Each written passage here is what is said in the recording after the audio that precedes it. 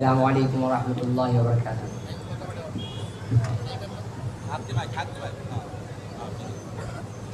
الحمد للہ والصلاة والسلام علی رسول اللہ، اما بعد فقد قال تعالی ان الذين يؤذون الله ورسوله لعنهم الله في الدنيا والآخرة وأعد لهم عذابا مهينا۔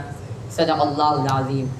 ہماری جان بے قربان ہے ناموں سے رسالت پر، لٹا دیں گے دولت کونین ہم اس ایک دولت پر، یہی بس اصل ایمان، اصل دین، اصل عقیدت ہے، فدا تن من صدا کرتے رہیں گے آقا صلی اللہ علیہ وسلم کی حرمت پر۔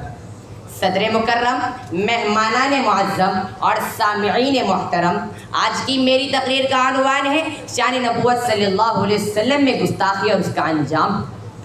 حاضرین بس، تحفظ ناموں سے رسالت کی پاسبانی ملت اسلامیہ کا اولین فرض ہے۔ اس سلسلے میں کوتاہی بہت بڑا ایمانی مرض ہے اور گستاخ رسول کا قتل ہر غلام نبی پر قرض ہے۔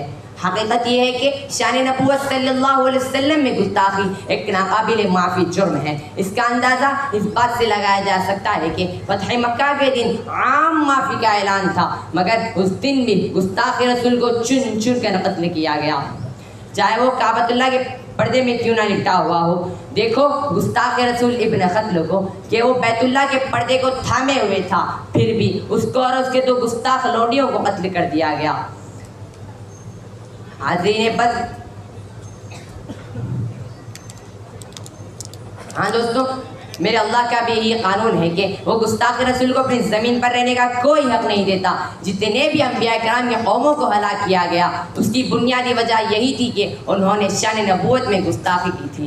دیکھو قرآن کا کھلا کھلا بیان ہے، کم ارسلنا من نبی فی الاولین وما یأتیہم من نبی الا کانوا به یستہزئون وَلَقَدْ أَرْسَلْنَا مِنْ قَبْلِكَ فِي شِيَعِ الْأَوَّلِينَ وَمَا يَأْتِيهِمْ مِنْ رَسُولٍ إِلَّا كَانُوا بِهِ يَسْتَهْزِئُونَ قَالُوا أَنُؤْمِنُ لَكَ وَاتَّبَعَكَ الْأَرْذَلُونَ وَلَقَدِ اسْتُهْزِئَ بِرُسُلٍ مِنْ قَبْلِكَ فَحَاقَ بِالَّذِينَ سَخِرُوا مِنْهُمْ مَا كَانُوا بِهِ يَسْتَهْزِئُونَ۔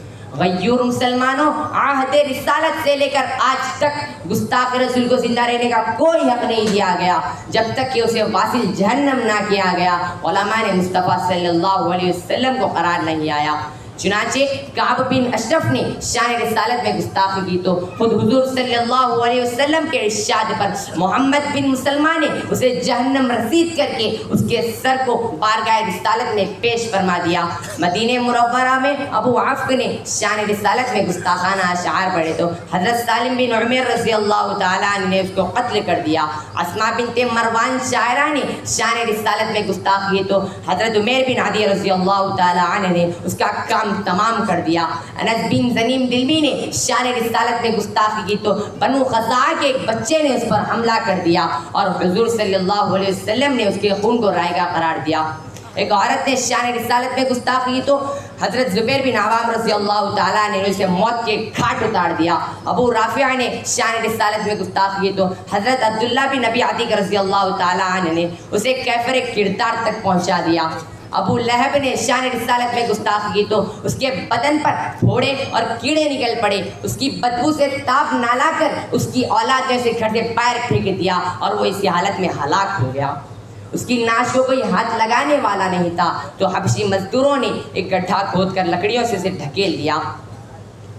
سلطان صلاح الدین ایوبی نے جب بیت المقدس فتح کیا تو اس دن بھی عام معافی کا اعلان کر دیا، لیکن اس دن بھی گستاخ رسول کو قتل کرنے کے بعد کہا کہ ایسے بدبخت کو زندہ رہنے کا کوئی حق نہیں۔